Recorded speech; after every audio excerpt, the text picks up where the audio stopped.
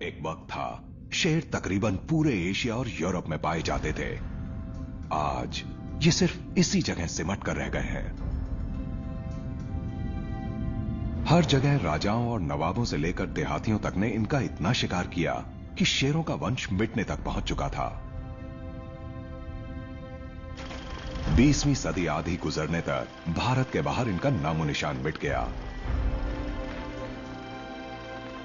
भारत में भी ये सिर्फ 20 के करीब ही बचे थे, लेकिन फिर जूनागढ़ के नवाब ने शेरों के शिकार पर रोक लगाकर इन्हें खत्म होने से बचा लिया। आज भारत में 500 से भी ज्यादा जंगली शेर हैं। इसे कहते हैं वंश रक्षा।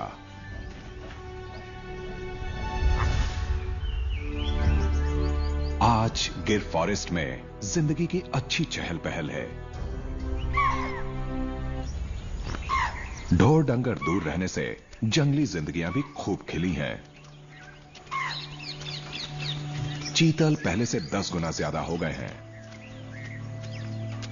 सांबर 5 गुना, जंगली शूकर और भारत की सबसे बड़ी एंटीलोप नीलगाय 3 गुना। फिर तो यहां शेर के लिए शिकार की बहार होनी चाहिए, पर यही धारणा तो गलत है। दरअसल जानवरों की भरमार हो तो शिकार करना और मुश्किल हो सकता है। भोजन की तलाश में लंगूर और चीतल अक्सर साथ साथ ही घूमते हैं। दूर से शेर को आते देख ये लंगूर और बंदर शोर मचाकर चीतल को खबरदार कर देते हैं। और शेर के लिए यहां ये अकेली दिक्कत नहीं है।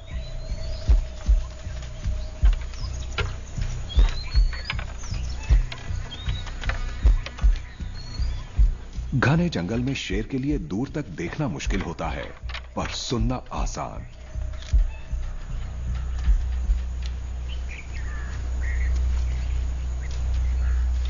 इस शेरनी को बहुत फूंक फूंक कर कदम रखना होगा, धीरे धीरे आगे बढ़ना होगा। ये बहुत सब्र से दबे पांव शिकार के एकदम करीब पहुंचेगी, तभी एक झपट्टे में उसका काम तमाम कर पाएगी।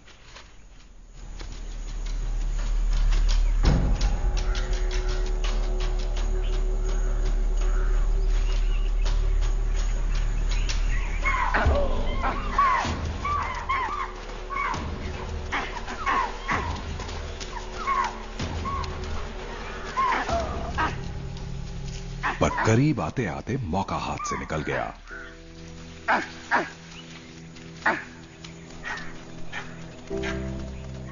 गिर फॉरेस्ट में शेरों की सबसे बड़ी दिक्कत है ये सूखे हुए पत्ते, जो पूरे जंगल में बिछे रहते हैं और खरखराकर शिकार करना दूभर कर देते हैं।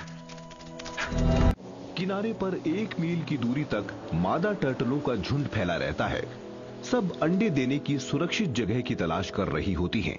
50 दिनों के बाद अंडों में से बच्चे निकलने का वक्त आ गया है। ये वही पल है जिसका यहाँ बैठे गिद्ध बड़ी बेसब्री से इंतजार कर रहे थे। पैसिफिक किनारे पर आधी रात के बाद का वक्त एक मादा कछुआ बाहर निकलती है। ऑलिव रिडली टर्टल बहुत ही जरूरी मिशन पर निकली है। आखिरकार ये रुक जाती है और रेत में अपने अंडे देने लगती है। सुबह तक हजारों और टर्टल अपने अंडे देने यहां आ गई हैं। हर लहर बच्चे देने के इस किनारे पर ज्यादा से ज्यादा कछुओं को लेकर आती है। सामूहिक अंडे देने की इस अनोखी घटना को एरिबाडा कहते हैं, एक स्पेनिश शब्द जिसका मतलब है समुद्र के जरिए आना।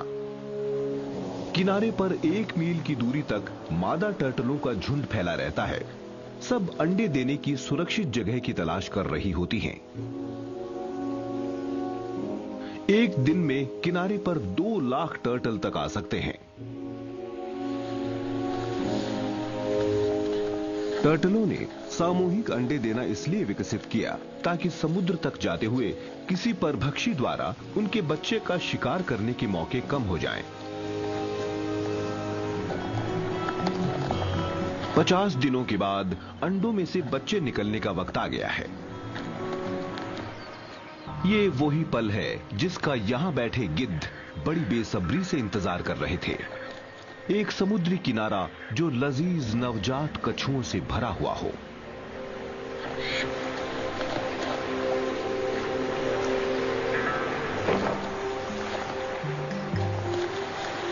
आज तो अलग अलग हर तरह के जीवों की दावत है। कुदरत बहुत बेरहम होती है। कमजोर बच्चों के जिंदा बचने के आसार बहुत कम होते हैं। सिर्फ 7% नन्हे कछुए ही समुद्र तक पहुंच पाते हैं। खतरनाक किनारे को पार करने के बाद एक नवजात कछुआ अपनी जिंदगी का सबसे पहला सफर करने को तैयार है। पर पानी में पहुंचकर भी ये पूरी तरह सुरक्षित नहीं है। पक्षी अब भी पानी की सतह से उसे दबोच सकते हैं।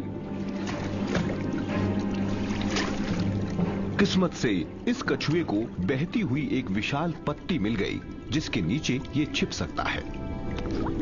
अभी ये ऐसे यादगार और रोमांचक समुद्री सफर पर निकलने वाला है जो लाखों सालों से यहां होता आया है। नवंबर 2002 में रॉक पाइथन के खूंखार हमले की पहली और सबसे खतरनाक रिपोर्ट दक्षिण अफ्रीका के लेमोंटविल इलाके से आई। 10 साल का एक लड़का अपने दोस्तों के साथ आम के बगीचे में आम जमा कर रहा है। पास ही करीब 6 मीटर लंबा एक अजगर घास में छिपा हुआ है।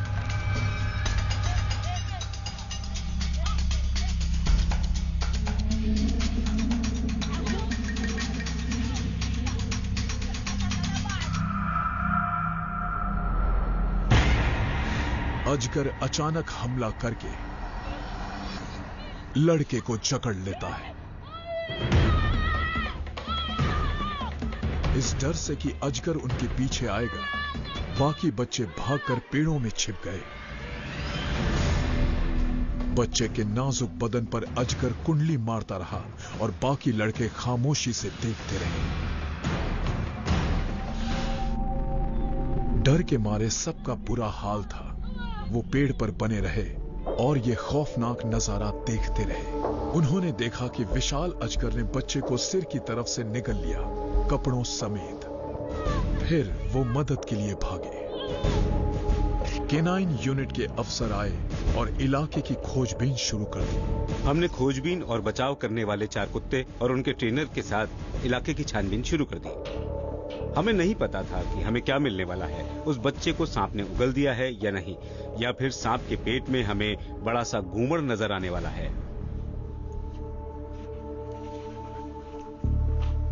मुझे जो कुछ मिला वो परेशान कर देने वाला था। घास पर धब्बे पड़े थे, किसी भारी चीज से मिट्टी पर घसीटने के निशान पड़े थे और सरकने के निशान भी थे, जिससे लगता था मानो सांप उस बच्चे को खाकर यहां से गुजरा होगा।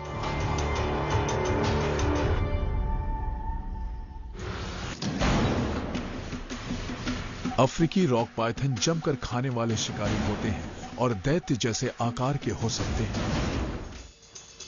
बायरन ने घनी झाड़ियों में निशानों का पीछा किया, इस उम्मीद में कि उन्हें सांप और लड़का मिल जाएंगे। सांप के निशानों का पीछा करना आसान नहीं होता क्योंकि वो पैरों के निशान छोड़कर नहीं चलते, उनके सरकने के निशान मिलते हैं। हम झाड़ियों में जहां तक मुमकिन है उनका पीछा करते हैं। कई बार घास पर बना ये पैटर्न गुम हो जाता है और उसके बाद रेत पर निशान नजर आते हैं। ये निशान नदी तक आया जिसकी दूसरी तरफ कंक्रीट है। यहां से आगे निशान नहीं मिले।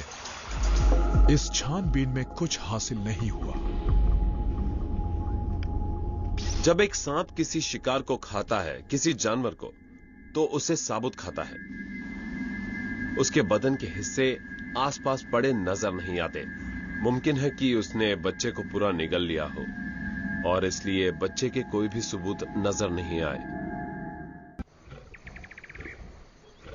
दिन ढलने के घंटों बाद तक शेर सोए रहकर दिन भर तपे तन को ठंडा करते हैं, मगर रात के 10 बजे के आसपास नन्हे बच्चों की दुनिया देखने की इच्छा जगती है। मां बच्चों को अपने पीछे आने के लिए पुकारती है।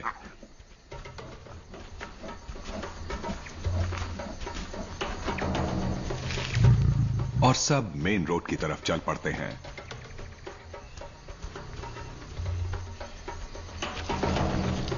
लेकिन यहां के खेतों में जाने के बजाय ये सब सड़क के रास्ते अगले गांव की तरफ बढ़ जाते हैं। गाड़ी की आवाज सुनते ही शेर सड़क के किनारे उगी झाड़ियों में गुम हो जाते हैं।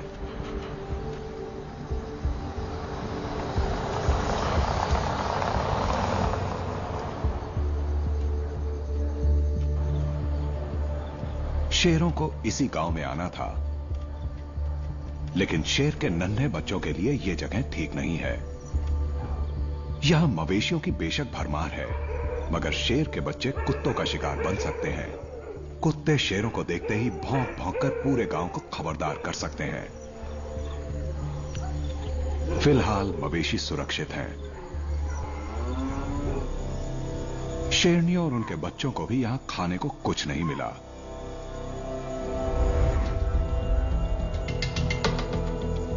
कई भूखे परभक्षी और मुर्दाखोर भी यहां भटक रहे हैं। ऐसा धारीदार लकड़बग्गा बहुत कम देखने में आता है। ये मुर्दाखोर बड़े शर्मीले होते हैं और मुर्दा जानवर की गंध बहुत दूर से ही सूंघ लेते हैं। शेरों की जूठन इनके जीने का बड़ा सहारा है।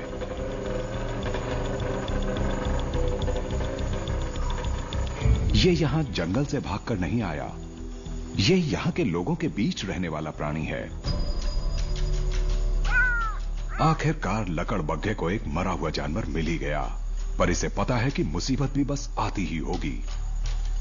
शेर की खुराक का 1/3 हिस्सा भी मुर्दा जानवर ही होते हैं। लकड़बग्घे की भलाई इसी में है कि अपना भोजन कहीं और ले जाकर खाए,